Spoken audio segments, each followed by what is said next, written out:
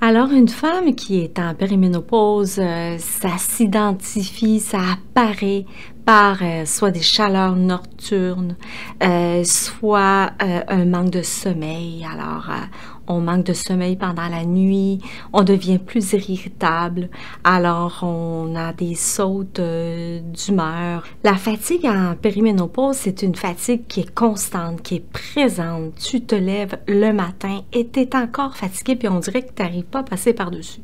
Alors, on s'oublie là-dedans et on veut essayer de faire plaisir. Alors, si on est fatigué parce qu'effectivement, on n'a pas dormi toute une nuit, qu'est-ce qui arrive? C'est qu'on va essayer d'accepter les invitations pour aller voir les amis, pour aller à un souper, pour faire des activités avec les enfants, mais on ne s'écoute pas, puis on va contre-courant.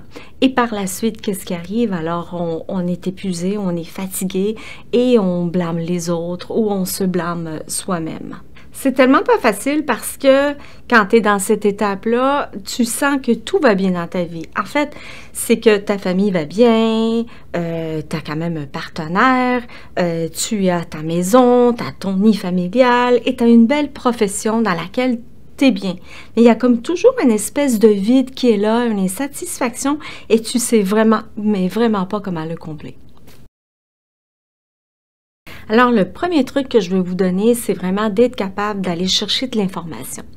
Pour moi, ce qui m'a personnellement aidé, c'est d'avoir un partenaire qui avait une ouverture. Il était prêt à recevoir les changements que je vivais. Alors, on a été chercher de l'information à la bibliothèque, on a été chercher des reportages, on a été chercher des podcasts qui ont été capables de nous expliquer ce qui pouvait arriver dans cette étape de vie.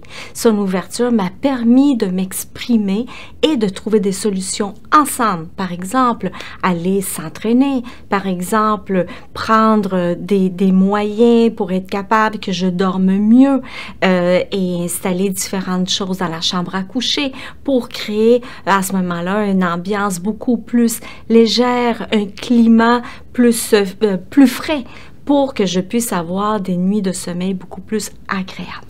Le moment où j'étais capable de comprendre ce que je vivais, mais en fait de mettre des mots sur ce que je vivais, c'était tout a changé. Tout a changé.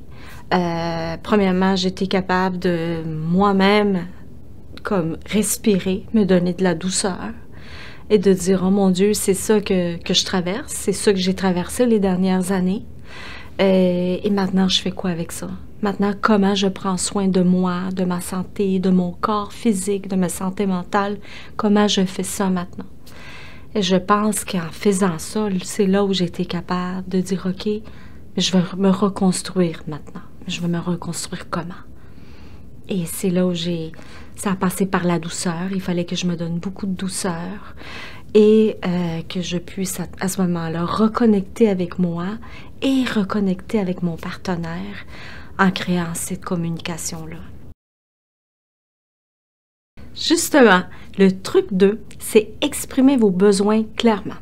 Alors, c'est important de dire à son partenaire ce que vous traversez et c'est pas parce qu'il est avec vous depuis longtemps qu'il comprend ce que vous vivez.